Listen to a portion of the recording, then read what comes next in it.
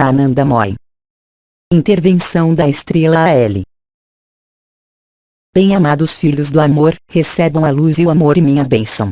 Eu sou uma Ananda Moy, e volto entre vocês para iluminar o que deve ser ainda, a fim de permitir-lhes ir para além de vocês, para além de sua essência, a fim de evitar que os obstáculos, que podem aparecer agora e que são todos ligados aos medos, sejam dissolvidos pela ação do amor e por minha presença.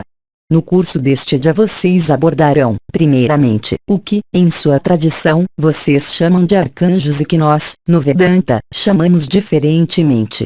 Assim, aquele que vocês chamam de Arcanjo Miguel corresponde, em minha tradição, a Krishna. Ele é o ser azul de luz antropomorfizada, certamente, mas correspondendo à mesma energia. O Arcanjo Gabriel corresponde a Vishnu. O Arcanjo Uriel corresponde a Shiva, e o Arcanjo Rafael corresponde a Rama. Existe, em sua tradição, outros arcanjos. Nas tradições do Vedanta, esses papéis são atribuídos a outros tipos de energia. Isso, simplesmente, não para fazê-los estabelecer relações ou inter-relações, mas para fazê-los compreender que, em todas as tradições, como em todos os mundos, mesmo se os mundos diferem, as qualidades da consciência e da energia são sempre as mesmas. Vocês cruzam, alguns, na abordagem da alegria, chamada serenidade, outros, na raiva ou na emoção, o que vem. Isso não tem espécie alguma de importância. Olhem no interior de vocês e compreendam que o que se manifesta são apenas elementos polarizados, que não são ainda a alegria suprema a qual eu os convido. Entretanto, um grande passo foi dado. Resta-lhes, agora, serem revestidos da potência arcangélica ou daquela dos deuses criadores, como vocês preferirem, a fim de poder viver o fogo interior. O arcanjo que vocês chamam de Jofiel deu-lhes uma centelha de verdade sobre o que vocês são. A proteção, pelas energias arcangélicas ou pelos deuses do panteão hindu corresponde, a grosso modo, aos 4 vivos que permitem, como pilares de criação, a energia do fogo instalar-se em vocês. Esse fogo é um fogo devorador que instaura, de maneira permanente, a alegria em vocês. Ao final de minha intervenção, uma bênção especial acompanhá-los-á, antes da bênção dos 4 pilares da criação. Mas, antes, bem-amados filhos, eu gostaria de abrir com vocês um momento de discussão, um momento de compartilhamento, um momento de comunhão. Porque as palavras, se são, por vezes, demasiadas, são, por vezes, também, um bálsamo que pode colocá-los nas melhores disposições para ir onde vocês devem ir. Então, bem-amados filhos, eu lhes dou a palavra. Questão: qual é a diferença entre os anjos e os arcanjos? Em sua tradição, os arcanjos são os arcos do anjo, são os arquétipos que presidiram a criação de formas de anjos. Trata-se de uma variedade de anjo. Por definição, anjo é uma variedade de ser de luz que jamais viveu encarnação e representada, em suas diferentes representações, por águias. Na tradição do Vedanta, trata-se de tanques alados, mas é exatamente a mesma coisa. Questão: quais são as funções deles? Alguns intervêm em momentos privilegiados. Quando eles intervêm, os 4 principais, eles vão permitir estabilizar em vocês os pilares que permitem o despertar dos Agnideva, o despertar do fogo, portanto, em sua forma presente. É uma proteção necessária. Alguns arcanjos intervêm também, ou simultaneamente, ou de maneira diferente, no momento de grandes eventos que ocorrem no sistema solar. Krishna, assim, é o combatente, assim como seu Miguel, o Arcanjo Miguel. Cada um corresponde a um pilar: o pilar do norte, o pilar do sul, o pilar do leste e o pilar do oeste. Os pilares, mesmo se tenham essa denominação, não fazem referência ao que vocês chamam as 4 direções cardeais, mas a um quadro inerente e específico no qual deve desenvolver-se o fogo. Um quadro que limita a expansão do fogo em sua forma, para não destruir a forma. O despertar total do fogo ocorrendo sem a presença vibratória e consciente dos 4 arcanjos resultaria numa combustão espontânea. Questão: o fogo está no centro dos 4 pilares e corresponde ao que é chamado de Santo Espírito. O fogo é a resposta à presença do Santo Espírito, inteiramente, em vocês. O Santo Espírito, tal como vocês o nomeiam, é uma energia descendente. O fogo é uma energia e uma consciência ascendente. Questão: A presença vibratória de um canto, de um mantra, de música, pode ajudar a dissolver os medos. Bem-amado filho, trata-se de muletas que lhes são dadas, assim como a beleza da criação, para permitir-lhes esquecer de algumas vicissitudes presentes devido mesmo à sua encarnação. Assim também os incensos, os perfumes, os odores, as músicas, as danças, são outros elementos que vêm exaltar sua alma para encontrar esse despertar, essa alegria e esse fogo. Questão: é possível para um pai, hoje, liberar seus filhos da relação paterno-filial? Isso parece difícil no nível ainda que apenas do DNA que vocês compartilham. Lembrem-se de que o maior karma que a pessoa tem a superar está ligado aos pais, porque vocês escolhem, sistematicamente, como pais, pessoas que os assassinaram ou mataram, ou fizeram muito mal numa vida passada. E vocês voltam, através do DNA que vocês tomam, a permitir a elas reparar o karma para com vocês. É um ato de amor indizível. Entretanto, vocês estão ligados pelo DNA. Apenas o despertar, que queima o DNA e transforma-o, ou o despertar de fins de ciclo que permite isso, superando o estágio da encarnação. Entretanto, a liberação de seus filhos, de seus pais, é possível pelo despertar, precisamente. Eu falava de seu despertar a vocês. Vocês não são responsáveis pelo despertar de seus filhos ou de seus pais. Questão: como estar seguro de que se fez uma boa escolha? Vivendo-a. Questão: e quanto à relação kármica pai/filho no caso de um filho autista?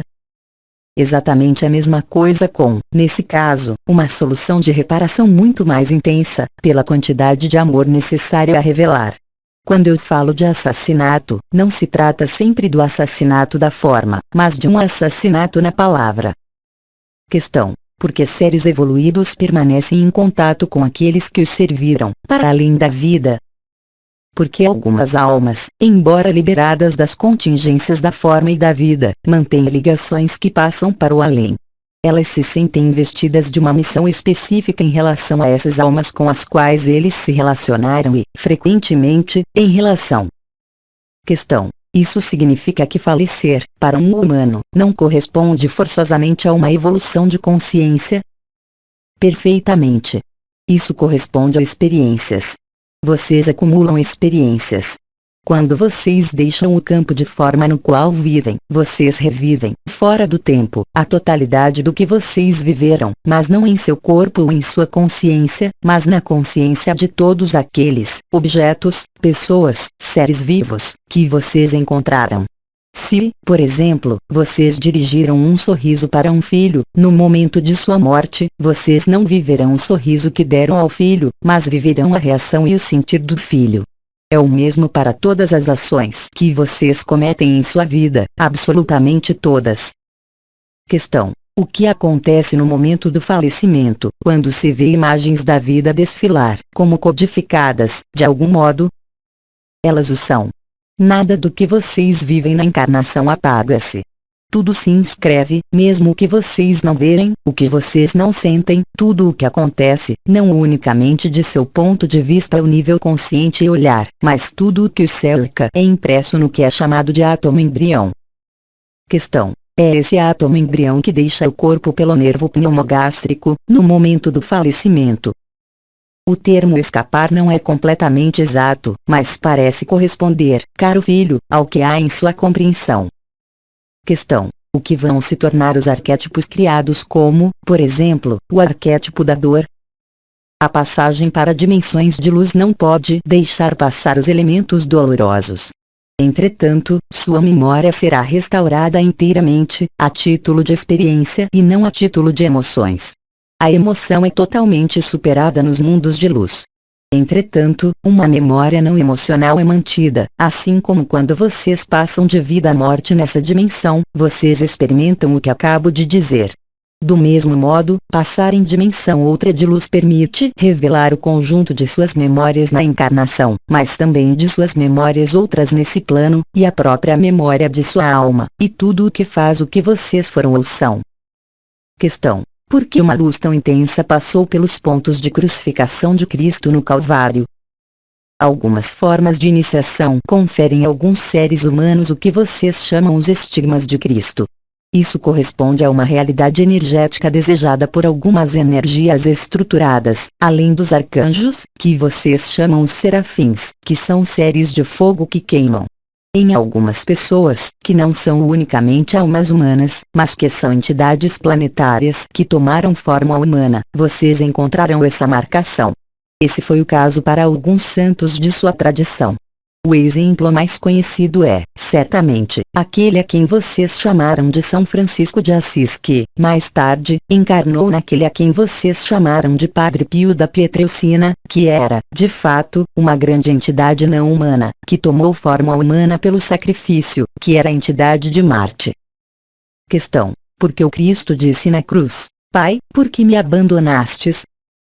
Ele ilustra, aqui, o arquétipo que vive absolutamente todo ser humano na encarnação, no instante precedente à ressurreição e, portanto, da morte. É um momento que precede a ressurreição, onde todos vivem os horrores do abandono e da solidão. É o que eu exprimi há alguns dias, quando exprimi que vocês estão irremediavelmente sós e, no entanto, irremediavelmente religados ao conjunto da criação. Mas o ponto preciso da morte e da ressurreição acompanha-se de uma das angústias as mais profundas que existem. Tranquilizem-se, essa é a última a viver nesses mundos. Questão: o átomo embrião corresponde à gota branca? Existem dois átomos embriões, um átomo embrião espiritual e um átomo embrião divino. O átomo embrião divino é apenas o testemunho da presença. Ele nada registra. Somente o átomo embrião espiritual codifica o que vocês vivem. Questão: como se pode dissolver a angústia da separação e do abandono? Vivendo-a, não há alternativa. A última separação, que precede o despertar à alegria, passa sempre por essa etapa. Eu diria mesmo que é esse processo de abandono, de dissolução que é responsável pelo despertar. Nesse sentido, alguns místicos que escolheram o que vocês chamam um caminho de cruz, podem ilustrar isso. Obviamente, não é absolutamente necessário que essa etapa dure toda uma vida, nem mais do que um instante. Entretanto, algumas almas, por um caminho que lhes é próprio, experimentaram isso. Questão: na tradição ocidental, a imagem da coroa de espinhos de Cristo corresponde ao que se chama de despertar da coroa. Trata-se do mesmo processo. Trata-se, também, no caso da coroa de espinhos, a renúncia à individualidade, ao mesmo tempo permanecendo na encarnação, a renúncia dos desejos, a renúncia de certo número de coisas indispensáveis. Questão: a angústia da separação, vivida por um filho, pode ser transmissível a seus próprios filhos, mais tarde, por intermédio do DNA. Além mesmo do DNA, pelos campos de força e de ressonância que vocês criaram. Ser filho de tal pessoa necessita, também, de compartilhar campos energéticos que são campos de consciência, antes mesmo de ser do DNA. Obviamente que isso é transmissível. Questão: o filho de segunda geração deve, portanto, viver um duplo abandono. Tudo depende da marca que há em vocês, da marca ligada, de maneira geral, ao que sua alma experimentou como separação, durante suas encarnações. Cada ser humano é diferente em relação a isso. Questão: você falava de angústia no momento da morte.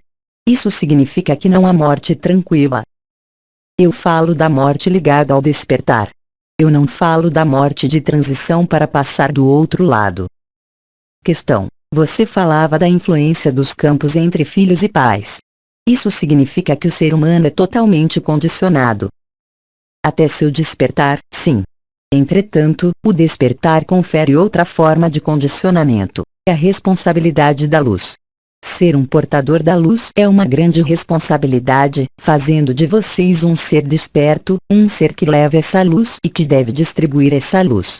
Isso é um fardo. Isso é uma alegria. Isso é o fardo da alegria. É um grande peso, através da nova leveza encontrada no despertar. O crescimento dimensional, o acesso além da forma, nas dimensões além das encarnações e além mesmo dos mundos da luz, até certa fase, são tomadas de responsabilidade cada vez maiores. Essa tomada de responsabilidade acompanha-se, também, de uma liberdade cada vez maior. Isso é muito difícil de assimilar com palavras.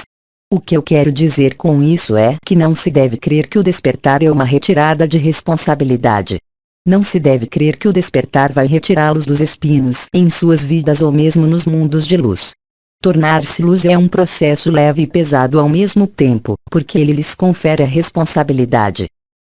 Questão: nós mantemos, portanto, a responsabilidade de nossa própria diligência de evolução. Da sua, mas também de outros. Eu dizia que vocês estão sós com o despertar, que há apenas você mesmo, mas, uma vez o despertar realizado, uma vez a luz revelada, vocês se tornam responsáveis pela luz que emitem. Vocês têm a carga da luz. Isso se acompanha de uma maior liberdade, mas também de um maior peso, mas esse peso é leve, porque ele se acompanha de um crescimento importante de capacidades. Questão: a missão desses seres é, então, difundir a luz aos outros. Isso é mais do que uma missão. É a realidade do que acontece.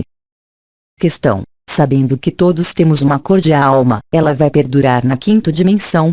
E como reconhecer-se? A cor de alma é específica para seu trabalho na encarnação. Quando vocês saem dos mundos separados e dissociados de terceira dimensão, essa cor não tem mais razão de existir. Quanto ao reconhecimento, ele passa diretamente pela consciência pura e não mais pelos sentidos. Questão: as pessoas que vivem o despertar têm vocação para provocar, de algum modo, o despertar no outro.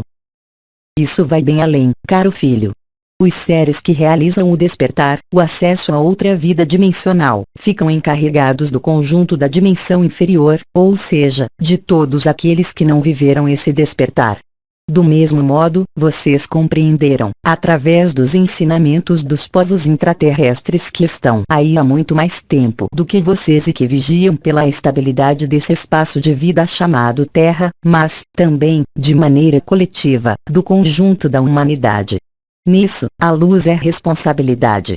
Encarregar-se quer dizer apoiar, guiar, amar e supervisionar as almas que ainda não encontraram o caminho da ascensão, do mesmo modo que o Sol zela por vocês. É o mesmo para as entidades de consciência que viveram o despertar e que passam a uma dimensão superior na intraterra. Questão: essas pessoas que viverão o despertar supervisionarão a Terra do mesmo modo que o fazem os intraterrestres hoje. Isso se chama o serviço, e existe em todas as dimensões. Questão: aonde irão aqueles que não viverem o despertar? Para a mesma dimensão, mas em outras manifestações. Questão: fora a intraterra, quais são os outros espaços? Vocês saberão, no momento oportuno.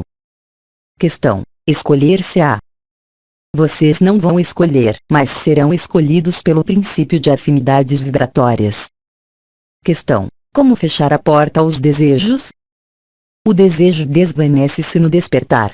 Toda a vontade que desejaria constranger um desejo, qualquer que seja, veria aparecer outro desejo que o substituiria também, rapidamente.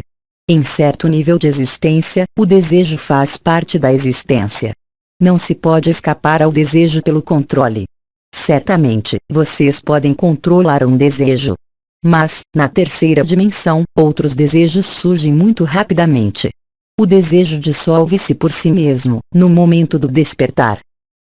Questão: então, como os seres despertos deslocar-se-iam, por exemplo, uma vez que tenham o desejo de deslocar-se? Não são eles que têm o desejo, é a luz neles que exprime o desejo. Questão: como saber se é a luz ou o próprio ego? O desejo está no nível do ego. O desejo ligado à luz não é um desejo, é uma necessidade inerente à luz. Comer é um ato ditado pelo ego. Assim, em minha vida, eu podia passar longos períodos sem comer. Será que era meu desejo não comer? Absolutamente não. Esse corpo estava saturado de alegria, saturado de felicidade e não tinha mais necessidade de absorver outra coisa. Isso não era um desejo da forma, mas uma necessidade da luz. Questão: por que o despertar é limitado ao acesso à quinta dimensão e não a outras dimensões? Porque vocês estão limitados por uma forma. Tanto uma forma do envelope corporal, mas, também, de formas mais sutis. Existem, eu diria, passagens obrigatórias. Vocês não podem ser, de um dia para o outro, eu diria, gerente planetário ou gerente de um sol. Questão: mas santos já viveram essa ascensão fulgurante, para além da quinta dimensão? Sim, é claro, mas eles vinham de dimensões já bem além daquela que vocês experimentaram. Questão: se nós substituímos o povo da intraterra, o que ele vai se tornar? Bem, ele vai se tornar o que deve se tornar, o que ele espera há muito tempo: ascender, ele também, a uma nova dimensão e retornar e integrar uma nova etapa. Questão: qual será essa nova etapa? Isso não lhes concerne. Questão: vamos nos encontrar. Haverá grandes cerimônias. Quando vocês forem habitar uma nova região, aqueles que conhecem a região os acolherão, é claro. Existe, também, uma fase de preparação para novos paradigmas, para novos modos de viver. Isso virá ao seu tempo. Questão: o que é chamado de despertar corresponde ao retorno à casa do Pai? De algum modo, sim. É viver sem estar separado, distanciado da dimensão da casa do Pai, mas ali há muitas moradas. Questão: o Bhakti Yoga é a forma mais rápida para se aproximar do Pai? O Bhakti Yoga ou Yoga devoto são formas específicas de serviço. Efetivamente, praticar o Bhakti Yoga, praticar as devoções, praticar o serviço vai aproximá-los, muito mais rapidamente, do que a vida egóica, da divindade. Isso vai encurtar consideravelmente o tempo consagrado à experiência pessoal. Mas, entretanto, jamais o Bhakti Yoga vai desencadear o despertar. Nesse fim de ciclo, fim do Kali Yuga, o despertar é o mesmo para todo mundo. As consequências, obviamente, são diferentes segundo as almas, segundo os caminhos, segundo as fontes. Está escrito também, nos Upanishads, que, no fim do Kali Yuga, os ensinamentos dos livros serão ultrapassados. O que é válido durante um ciclo não é mais válido quando dá mudança de ciclo. Questão: seguir esses ensinamentos, hoje, poderia mesmo obstruir o despertar? Eu já tive a oportunidade de dizer que toda crença, qualquer que seja, é um freio ao processo do despertar. Vocês devem superar as crenças. Vocês devem matar o mestre. Vocês devem, a todo custo, ir para além daquilo em que creram até o presente que, até ontem ainda, era ainda seu guia, sua rampa e sua segurança. Questão: se o povo da intraterra vai viver, ele também, uma reversão, isso significa que há ainda uma parte não concluída na quinta dimensão. Mas tudo está não concluído, desde as dimensões mais densas até as mais disformes. Tudo se realiza a cada dia, a cada minuto. A evolução, tal como vocês entendem com seu mental, é algo que não tem fim, tanto nessa dimensão como em todas as dimensões. Questão: sua encarnação era ligada ao acompanhamento do processo coletivo de despertar? Assim como a encarnação de todos os avatares, de todos os seres despertos. Eu não falo de despertar no curso do processo de encarnação. Eu falo, efetivamente, de seres despertos encarnados. Questão: atualmente, quais são os seres despertos encarnados? A cada geração, eles são menos de 10. Não me cabe revelá-los. Questão: é porque eles devem trabalhar discretamente? Não todos. Alguns sim. Alguns não. Questão: Mães Hyorubindo permitiram conduzir a consciência às células do corpo? Sim. Questão: é bom continuar nesse caminho? As técnicas que foram dadas por Sri Aurobindo correspondem a uma realidade, na condição, eu repito, que vocês saiam do livro. Lembrem-se de que vocês devem matar todos os professores e todos os mestres para serem vocês mesmos seu mestre. Vocês estão no fim de um tempo. Esses seres, dos quais eu faço parte, nós encarnamos antes do fim dos tempos, para permitir-lhes viver isso. Questão: deve-se sofrer uma iniciação para poder ter acesso ao Absoluto? O Absoluto é uma revelação. Não é uma iniciação. As iniciações são múltiplas. Existe uma infinidade delas. Em sua dimensão, existe certo número de iniciações. A revelação é uma forma de iniciação. O despertar é outra forma de iniciação. Iniciação consiste em iniciar um novo ciclo em um estado de consciência diferente daquele que existia antes. Sua vida mesma é iniciação. As experiências que vocês vivem são iniciações. Elas desembocarão, inevitavelmente, na luz.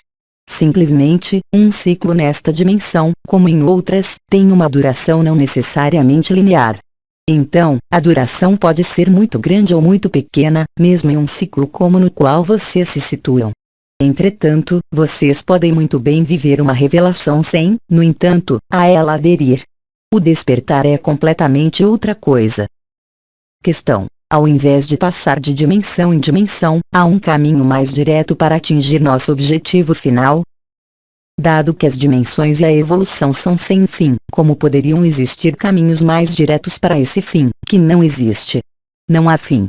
Então, algumas almas podem provar a necessidade de usar atalhos, mas a passagem de uma forma a outra, além das formas dos mundos de terceira dimensão, necessita de certa progressão que não se pode economizar, porque ir de uma dimensão para uma dimensão superior é, de fato, crescer na luz e crescer na consciência.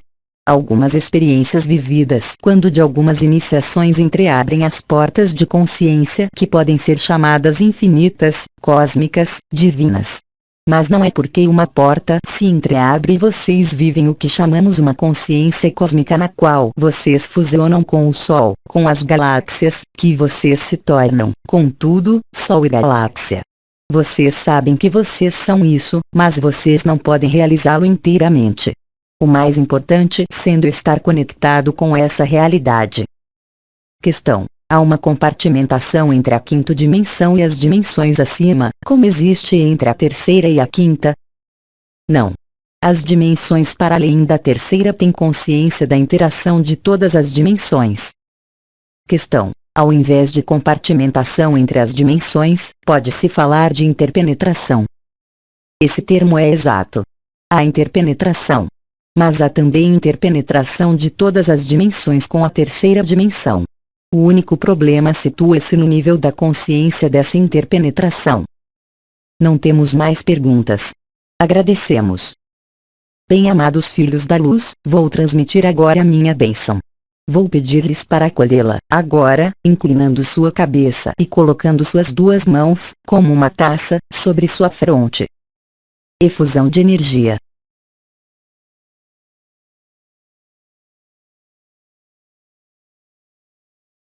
Sejam abençoados. Eu os amo. Eu lhes digo até muito em breve. Aos 3 Dimensões, 14 de agosto de 2008. Transcrição: Zuma Peixino. Tradução para o português: Célia G. Mensagem atemporal.